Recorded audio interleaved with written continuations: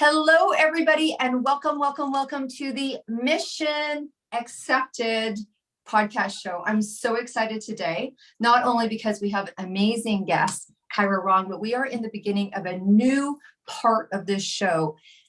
The title, if you haven't caught its attention, is Mission Accepted Entrepreneurs, Altapreneurs, Creatives, and Media Tell All. So we hear incredible gemstones. We hear incredible stories of people doing extraordinary things. And the beautiful thing about when you decide to take the mission, because that's truly what it is. I'm sure that all of you at some point in your life, whether it was parenting, whether it was a company, whether it was a move, whatever it was, when you got kind of introduced or you got the option to make a decision to take something on that made you quiver, that made you feel like that half your friends were excited and the other half were just staying quiet because they didn't know what to say. When you had that kind of mission and you took it, you know exactly what I'm talking about. And the interesting thing about this collective of people that take on this mission, rarely is it just one.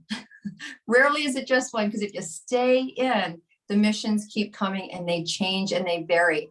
And that's exactly one of the reasons why I wanted Kyra to come onto the show today.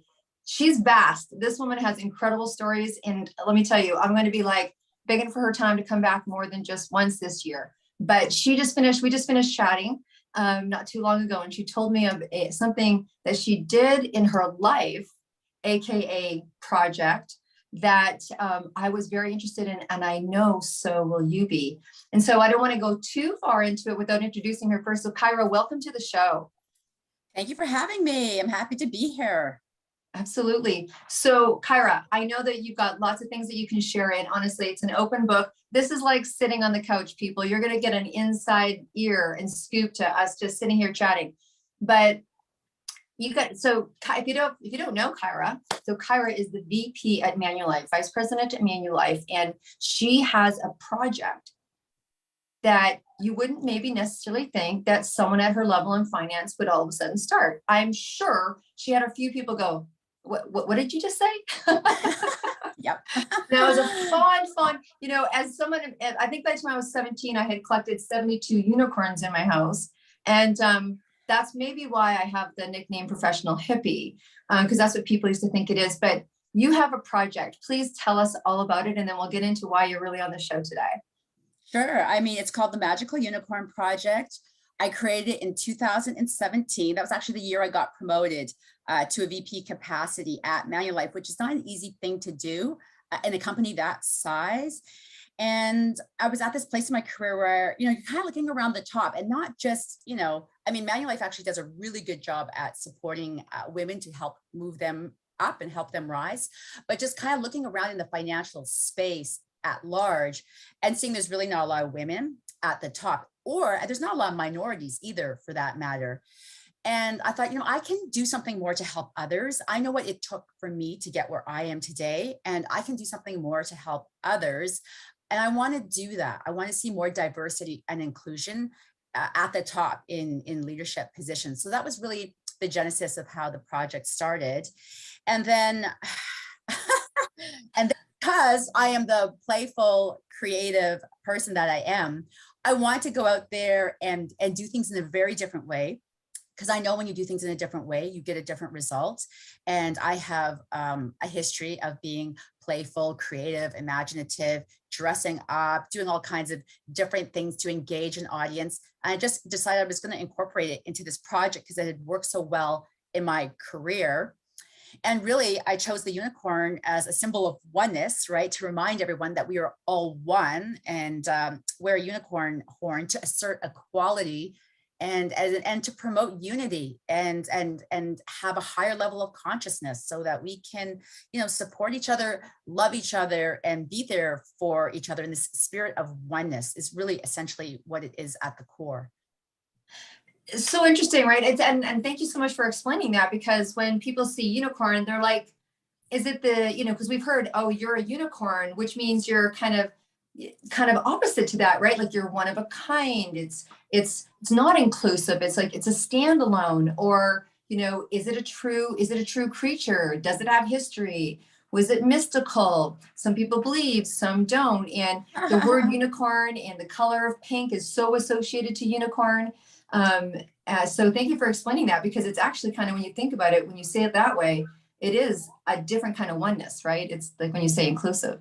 Yes, and we are, each of us, unicorns. We are all unique. And I think it's great to stand alone in our uniqueness amongst other unicorns. They do exist. They are real. And it's about believing in what's possible. And I'm an example of that as someone who's out there in the financial space. I guarantee you there is not one other person out there in the financial space that's walking around with a unicorn alter ego and getting away with it. I'm here to tell you it's possible. You can do this and not just survive in this space, but thrive in this space. Absolutely. And I think, it's interesting. Things have changed so much and they continue to change.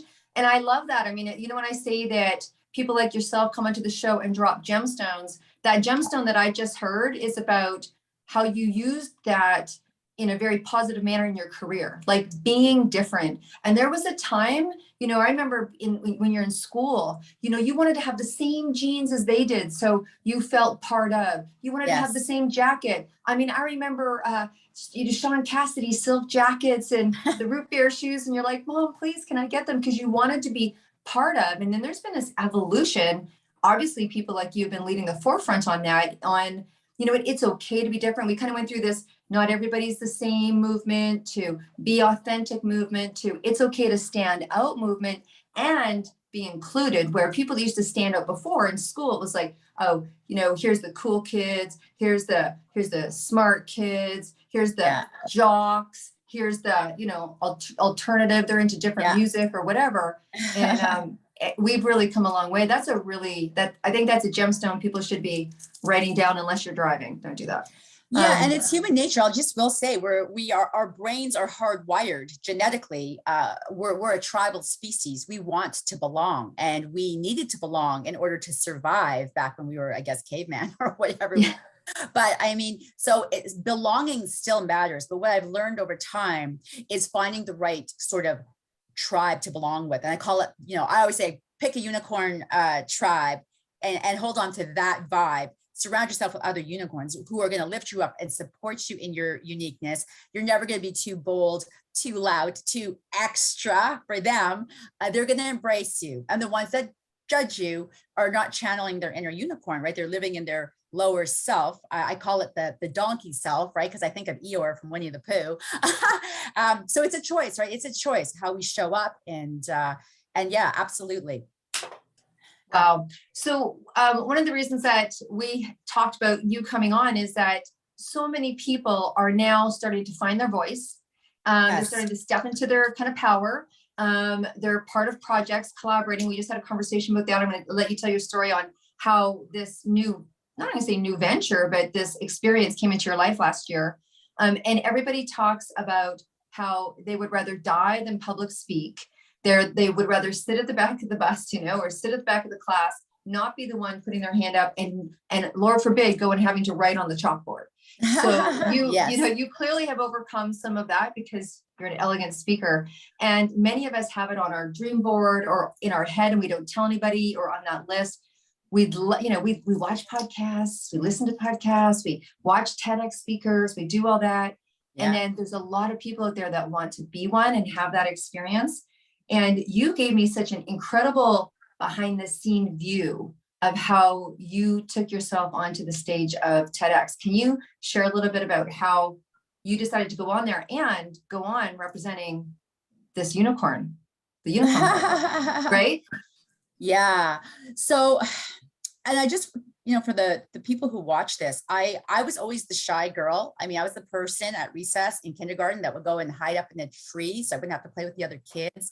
I'm an introvert by nature. People in the financial industry who see me don't believe that, but in my heart of hearts, my husband will tell you, I'm like that. Like I'm a Cancer, so I'm a crab. I go under the rock. I'm happy to be alone, not see people. I'm actually very introverted by nature. I can become extroverted to do what I need to do for my job and to be of service to other people. So if you're sitting there thinking, oh, but I'm so shy, or I'm this or I'm that, I can tell you, yes, I know, me too. And you still can do it. It's possible for you too. Oh my God. So what a journey. So I started the Unicorn Project, and, I had a lot of people saying to me, why would you do that? I mean, you've just gotten to this place in your career, like you've built this credibility, and now you're just going to ruin it all by going out there. I actually have like a pink hair. I have a horn. I dress up in a costume. I do all this stuff because it's my nature. It's who I am on the inside. I never lost the spirit of my inner child.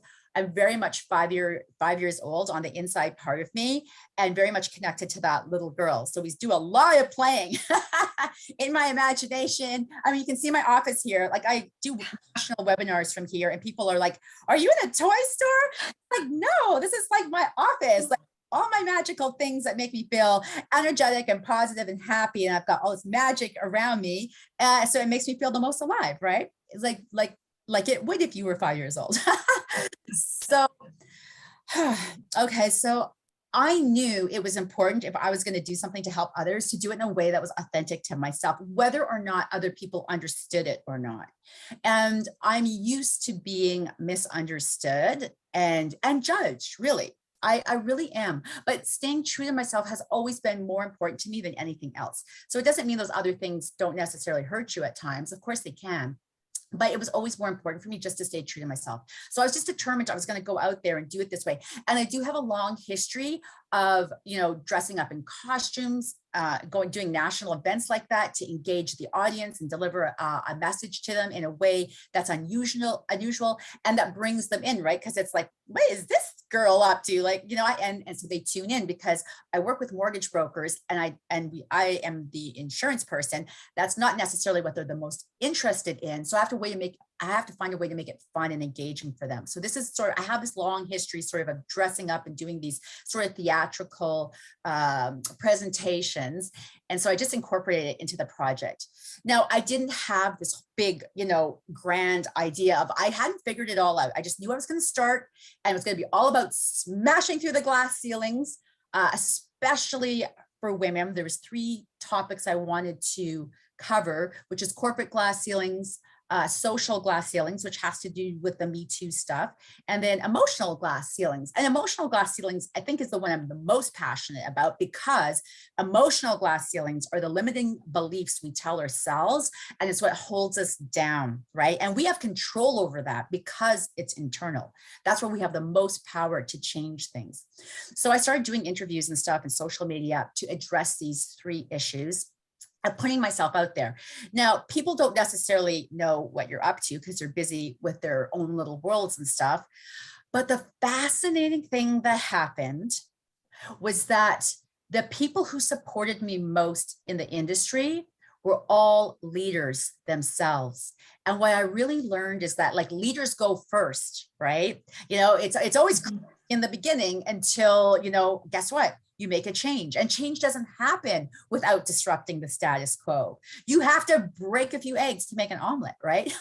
So essentially that was what I was doing out there in the world. And there was a female leader in our industry. Her name's Hallie. She's a great girl. And she said to me, I don't really know what you're doing for sure, but I know you're doing something different and I like it. I'm going to support you. And so that was kind of the feedback I would be getting from leaders. So there was a lot of other sort of like, who does she think she is? But again, to me, this is the donkey noise, right? This is the people who like the status quo, who don't necessarily want to challenge themselves to think bigger. And because I'd had a history of success corporately doing this sort of type of thing with the dressing up and everything, I was very comfortable and convinced that I could be successful doing this too. So that's how that started.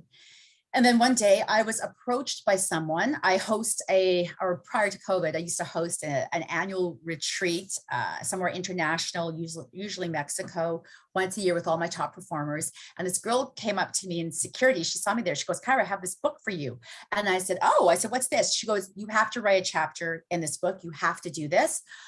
You have to share your story. People need to know about the Magical Unicorn Project. So I read the book. I was flying from Vancouver to Cancun. It was a 7-hour direct flight. And I read the entire book on that flight. And I got off the flight and I saw her at baggage and I said, I'm going to do it. So in 2018, and 2018 was actually when I launched my project. I launched it in January. In 2018, in the spring, I decided I was going to be part of this book collaboration. And the book came out September that year, became a bestseller. And then, you know, now you've got this bestseller status to add to your resume. And then just from there, you know, I just started getting all these other opportunities to write in magazines. I was being nominated for awards in my industry. All sorts of different things were started to happen. And then I guess last year, I guess because I'd written a chapter in the first book, I got asked to write a chapter in another book by somebody I knew. And so I wrote in another book, Pursuit 365, which was a great experience. And that was a much shorter little writing thing.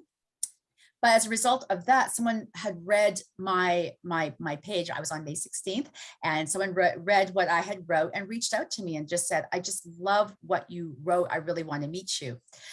So here I am, you know, meeting this young girl, and she's young, just like 29 years old. And she said to me, you have to do a TED Talk. People have to hear your story. And I thought, yeah, you know, it'd been on my bucket list for a while to do a TED Talk, but, you know, it was always kind of like this monster in my mind. And even though I do public speaking and stuff, a TED Talk is different because I feel like it's so personal and it's a global stage, right? It's not like, Yeah. oh, have an audience of 500 people. That's one thing, but having an audience of the entire world, feels a lot more intimidating somewhere. So anyways, I had lunch with this girl. She flew off to Europe. She was gone. And then that was it. I was like, oh, yeah, I should do this, but I'm not going to do that. That's like way too terrifying. And then she ended up coming back later in the fall and said, so have you written your TED Talk? I was like, no, I haven't even started. Like, she's like, oh, you know, like she was disappointed in me. And then I'm like, well, but the thing is, you know, if I do a TED Talk, I don't want to do it without my unicorns on the stage. Here's Sparkle, by the way. You have to meet Sparkle. She's a Hey, Sparkle. Glad you're on the show magical today. creature. She always likes to stay close to me here in the office. So I was like, what are the chances that they're going to be saying yes to someone having unicorns on the stage with them for a TED Talk? Anyways, you don't know unless you try, right? So I submitted my application, and I've learned subsequently that 94% of people who apply to do a TED Talk get rejected. And so I didn't really, you know if this is something that was going to happen, but I got contacted. They interviewed me for an hour over Zoom. And by the end of it, they said, of course you have to have the unicorns on the stage with you. It's so much a part of your story and your identity, right? And I was like, really? And then from that moment on, mega stress. I was like, oh my God, this is happening. I think it might have taken a couple of years off my life, if I'm being honest. So, because I've still got my full-time job. I have children, I have a husband now. This was September 1st that I submitted my application, and the date to do the talk was the end of November. So it's kind of a tight timeline. But I did it. You know, I'm not going to say that was an easy thing to do, but it was a gift I wanted to give the world, especially women, and just let them know what is possible. You can't be what you don't see, right? Sheryl Sandberg talks about that in her book, Lean In. And it's so true. So if you think, oh, you can't be this creative person and be in a financial space and succeed, yes, you absolutely can. If you believe in yourself and you go out there with passion and enthusiasm and you never give up, it's just absolutely amazing what can happen and what's possible. Wow, that's such an incredible story that started with you saying yes. Say yes. I mean, you said yes to this collaboration, which the world is collabing. I mean, my son's in the fashion industry, trust me, they collab. So you got this collaboration because you said yes, because you were inspired, and then you said yes, and then someone called you and you said yes, not really knowing that that was going to end you up on this stage. Now, I got to ask you, because from lots of people out there that had that same thing, like, oh my gosh, I don't know if I could do this. So let me get this right. So you said yes. Yeah. Within months of them accepting you, which I think it's important for people to know, 94% of people don't get on. Maybe you can share a little bit about the process. Like, I know when I was surprised when there's a sponsorship part to it, and there's a surprise on there's different ways that they want you to be able to. So maybe people that are out there can be a little bit more prepared. And then I know you went at it alone. Yeah. Not surprised, but there's people out there that, no, I mean, first of all, you're versed, and second, you have a sense of confidence. So you knew somewhere inside you could do this. Would you recommend someone get a coach? Would you recommend someone help people? Like, what was your decision to not go and get a coach? Those kind of things. Maybe share some inside scoop behind the scenes. Yeah, for sure. It's funny you should say that because I just went to the dentist last week. So I was doing a lot of clenching at night. So I guess stress because of the TED talk. And I got like this, I don't know what it is, a little hole or tiny little something. It was from clenching. So I had to go and get a little filling. And so my dentist, who is very good friends with my husband, knew about my TED talk through him and said, so like, and he's like, you must have had a coach and you must have done all this practicing and blah, blah, blah. I was like, no, I didn't even think to do any of that. I did not. I would just say this, I guess it depends what kind of background you have. Like I'm somebody, my dad was like a minister, preacher. Like I come sort of from this background of, seeing my dad on the stage and all this stuff. So I think maybe I had absorbed some of that through osmosis from my upbringing. And then I do speak publicly for my job on the stage as well. So it actually never occurred to me to get someone to help me. But beyond that, this talk was so personal for me. I actually kind of think this talk had maybe been on my chest since I was 18 or maybe 8. And I just had to get it off my chest, and I just needed to do it my own way and on my own. It was very much like a unicorn solo mission. And so I just approached it from that perspective. So I guess if you don't have any background, then yeah, you might want, there's so many nuances. It's honestly not a talk, it's a performance, because it's about what you're going to say, the message you're going to share with the world. It's also, your body movements, your gestures, your facial expressions, your tone. There's so many like moving parts to it that you don't even realize in the beginning. So for me, once the script was finalized, I had to do it over Zoom for the TEDx organizers. And then they give you little tips, right? Like, for example, they would say, I mean, I've been married or I've been divorced twice. So you can go to, but you can't go this way too, because that is a swear word in a different, country. And because it's a global audience, there's all these things you have to know. I don't point at the audience. The very first time I did my presentation for them, because I say, I see you out there, unicorns and unicorns in hiding. I was kind of going like this. They're like, no, don't point at the audience, because that's like another bad thing to do for a TEDx. So I kind of do this more of a swimming motion with my hands, right? Little tips like that, and no pacing. Don't walk. So I'm used to kind of moving around, I guess left and right when I speak for a national event for work, but they say it's much more powerful not to do that and to have more gestures, right? So think more about your gestures. So there's all these little things. So they gave me a lot of feedback that first time. And so then I only ever had to do it one more time after that to present to them. And they said, no, you're ready. They're like, you're ready to just go out there and do it. So for me, it was actually pretty easy, but I have a lot of stuff just organically, perhaps inside of me.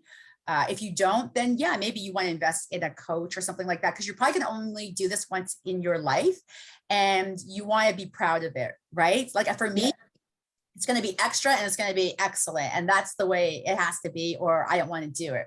So I would definitely not I would spend the money on it to make sure it's wonderful. And then the other thing is, because of COVID, you can't pack audiences, right? So they have to keep the audiences relatively light. I mean, and that was in a way, I guess another reason why it was good to do it in 2021. It's like less pressure. Actually, it wouldn't have mattered. The light is so bright shining on you when you're on that stage. Like my husband was sitting in the front row. I could barely see him because it's so bright. Like it's just like, ah! So, but yeah, they needed, they wanted sponsorship. So I got my client. I have a client that I work with. It's called Dominion Lending Center's group of companies, and they've got 3 huge mortgage companies, a DLC, Mortgage Center Canada, and Mortgage Architects that are all under that umbrella. So my client actually sponsored my talk, which was a cost, which was beautiful. So it's because my journey is with them too, right? And so to have their logos on my talk, it's really a beautiful thing. So there was a cost involved. I mean, those are such incredible tips, because for someone that's thinking about it, you're a big believer in think about, comes about. And so if it stops becoming kind of illusionary. It's like, oh, I'd like to be on the stage one day. And listening to you talk, you're like, oh, I could see myself on the stage. I know there's going to be a bright light. Who am I going to get to sponsor this? Okay, they're going to help me with hand gestures. I'm not going to walk back and forth. I need to keep it concise. And, it was interesting because we shared that some people would want everyone they know in that audience so they could just feel the love. Me, on the other hand, I would be actually kind of the opposite, where people that I love, their opinions mean so much. I maybe want my kids and then strangers, it's like, which is interesting. I'm thinking about Brene Brown as I'm saying that. And she's like, you got to put those people in the audience, right? But they're just knowing them there would make me more nervous. 100%. I read this article with Lady Gaga talking about how she has this egg. I guess it was from a performance she did or something. And she talks about going into her egg before her performance, and she has no outside distractions, no nothing.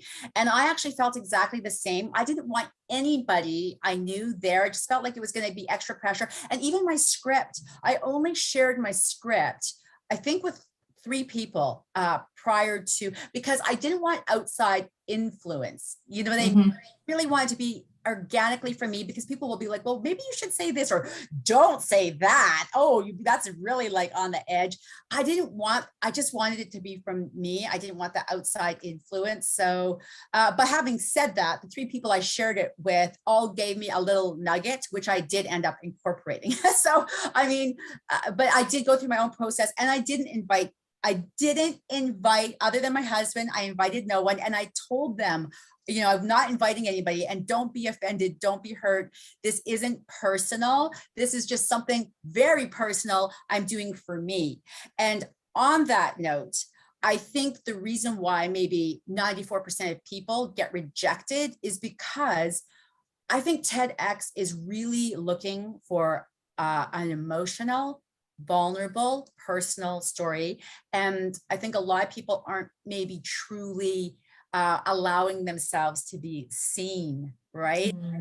Hard to be vulnerable and put yourself out there. And if you've ever read about Brene Brown, when she did her talk on vulnerability, oh my God, she got so much like hate messages and so much negative stuff that came out there, and which is just absolutely unfortunate. I call that, because that is the donkey noise, right? Yeah. And afraid of that, right? People are afraid of that. So they want to maybe talk about things that are safer. Right. That's not how we change the world, right? Right. They want you to share an idea that can really impact someone else in a meaningful way. So I think you have to be ready to be raw, to be vulnerable, and let yourself unzip yourself. Here I am, and be seen. I think you've nailed it. And when you said, because haven't we all said, man, I needed to get that off my chest. Yes. Man, or you'll see people, you're like, oh man, I really needed to say that. And you can see that, I know that you're listening, like your hand on your head, when people rub their forehead, and they're like, man, I really needed to say that, or I really needed to say that. And people touch their chest or their throat area or their hands or what have you. And so I could see how much of a personal experience that would be if you're doing a TED Talk, not just about the subject that you study in, or, financials, or how to compound interest, or, those kind of things, which people watch and people are interested in. And I wouldn't imagine it's such a cathartic, right? It's a cathartic experience when you put yourself out there. So I can see how that 94% falls up. And I could see also the process that people would go through, and why you would say doing one of them would be, enough. Doing one of them would be enough in terms of, letting yourself be seen. That's a big one, right? Wow. Yeah. But I will say, I almost feel, I know this is going to sound like duty. I almost feel like I've had this spiritual awakening since I've done the talk. I feel is I feel like one of my core values is freedom, right? Freedom, unity, and justice. Those are three of my top core values.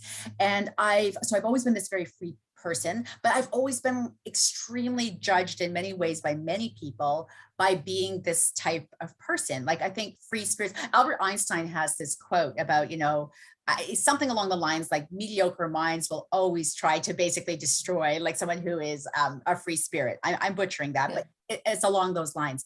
And so I think because I've had so many like attacks and put downs and made fun of and all of those things, not just maybe in my career, but even in my personal life, by people who just don't want to understand or, don't want to see me succeed or whatever, it is their issues, right?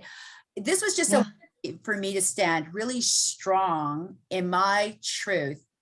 And now the whole world, no matter how misunderstood I've ever been, I mean, if you watch my talk and want to say, something mean and nasty about me, I just think that's just so on you. That is not on me. And I just feel so liberated to have been able to share my story, because I was going to go out there and continue being successful no matter what, right? But when you're constantly having to fend off criticism and judgment and all that stuff, like, it is tiring, right? It can get tiring over time.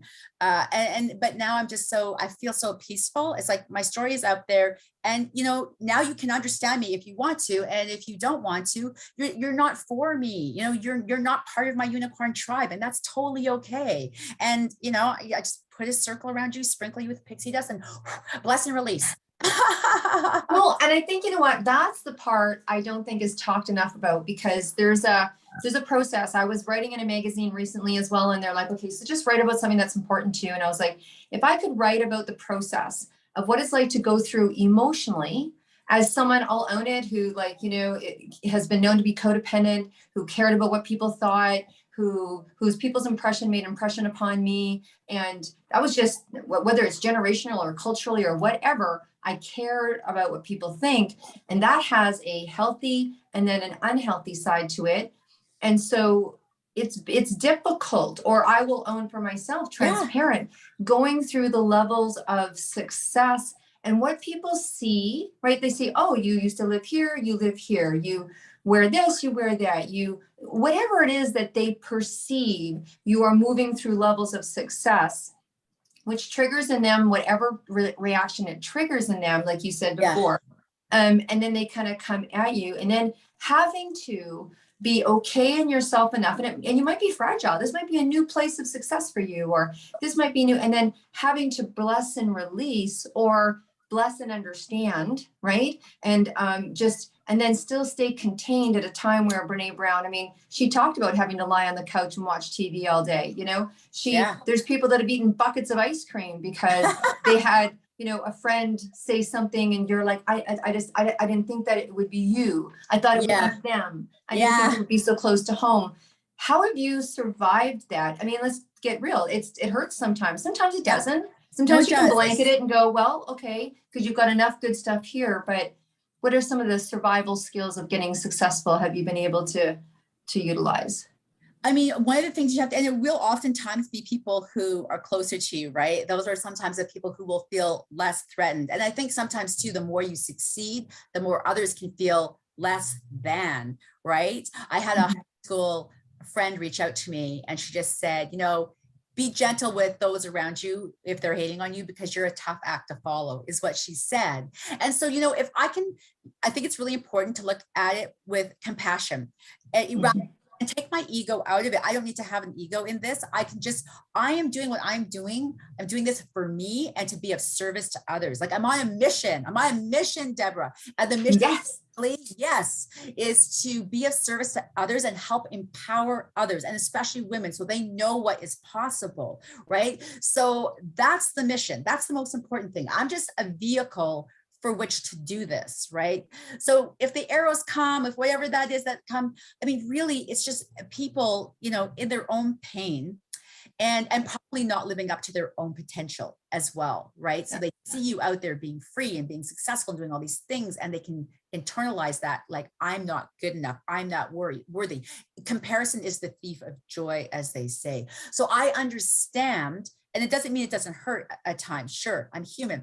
I understand that's a them thing. That's not a me thing. And the most important thing is for me to keep being out there, shining a bright light, being my sparkly self, and helping others. And as long as I always remember that's the most important thing, it's not about me, it's about others and being a service to them, then, you know, the hate is gonna hate, but it's not something I'm going to focus on. I'm not going to spend any energy there. I'm going to bless and release them.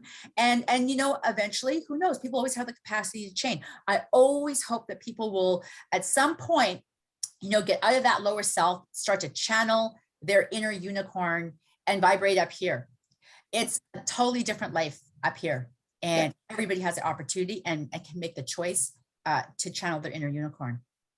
Absolutely. And I think that's when you talk about mission, when I talk about people that come onto the show, that get the mission and then continue, and the mission continues and it changes and it morphs. And there's a process that we go through. And I think, you know, knowing that we're real, like we have feelings, we have lives, we have stuff that goes on with our kids, we have stuff that goes on with our parents, we have stuff that goes on in the economy, you know, all of that stuff happens for people that are making their way. And a lot of the entrepreneurs, creatives, I just call us all creatives. It's kind of a calling. Sometimes you don't even feel like you have a choice. Like you're on the mission and you're like, can I have the weekend off? You know what I mean? Can I have the weekend off? You got to schedule it off for yourself, because there is a calling to share, do more, be more, so others can share, be more, and do more.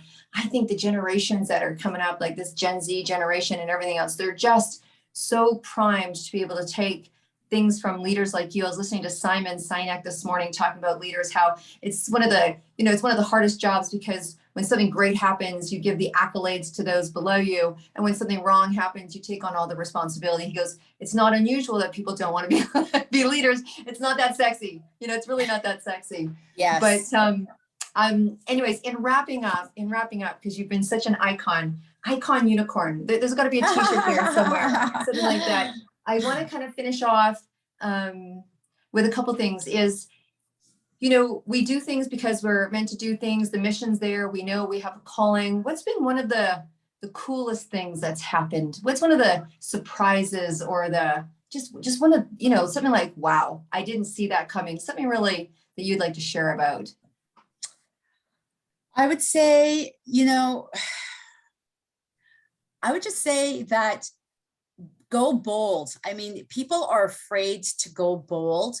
It's easy to play small. It feels so much safer to play small. But when you go bold and really show up as your authentic self, it's just amazing how the universe will support you and put opportunities in your path, and, you know, just all kinds of things. Like and you have to stay aware, obviously. And when opportunities come and everything, you have to say yes. You have to say yes. Okay, I'm going to do that, right? Because the universe is always kind of giving us gifts. But when we go out there in a bold way and show up being a little extra, and I talk about that in my TED Talk. If anybody wants to see my TED Talk, it's called Be Bold, Be Authentic, Be You, Be a Unicorn in a Field of Horses. So I think embracing our boldness, I think that's where our genius is. And I think there is incredible magic that can come into our lives by doing that. So embrace your bold is what I would say. And then, you know, have your arms open to what the universe is going to bring into your life. And it's going to surprise you. It's going to surprise you. It will. And so look, you guys, if you want to hear more and be inspired and continue, please, I did watch the TED Talk, and we had talked and I went and watched it, and I was like, wow, it was just so much more impactful, because I have this sense of you, but then knowing what you went through to prepare for that, it just really landed. It's very inspirational, you guys. And yes, Sparkle is on stage. That was the credit. You're like, hey, they wanted the unicorns on stage, but it makes for the talk and it makes for the understanding. And I've said that many times, you know, I'm in the business of inspiring in a different way. And I kind of push people to take risks, like get in the book, that we're doing, get in the, get on the podcast that we're doing, So get what is yourself this book out there. you're doing? Let's hear about this book. Oh my gosh. So yes, it is coming. So if you listened to Kyra's story of how she went into a book and then she went into another book and then she got on stage, right? It's just, I think the surprises that happen, you can't foresee coming. I call it providence, right? There's a great poem about providence, that nothing lines up until you say the yes. So there's a beautiful book, you guys, coming out, 200, and guess what it's called? It's called Mission Accepted. Hey, have you heard that name before? And it is 262 women, entrepreneurs, creatives in media, rock, legacy, and tell all. So if you'd like to be in that book alongside incredible people that I just listed on the show, then you want to kind of reach out to me a little bit, and I'll help move you past providence and kind of step into your own power. Or if you're someone like Kyra who does it every day and she's well practiced, then come along. So definitely reach out. And so, yes, thank you so much for that. There's an amazing project. There's 5 books going to market in this coming year. And it is that, right? I talked to a woman 2 days ago who's coming into the book, and she's full of nerves. It's her first time for really putting herself out there. And I'm like, so we walk through that, right? We walk through that. And then I tell her, when you say yes to this, other doors are going to open that you didn't even know, because like you said, universal energy, things line up. When you say yes here, things happen there.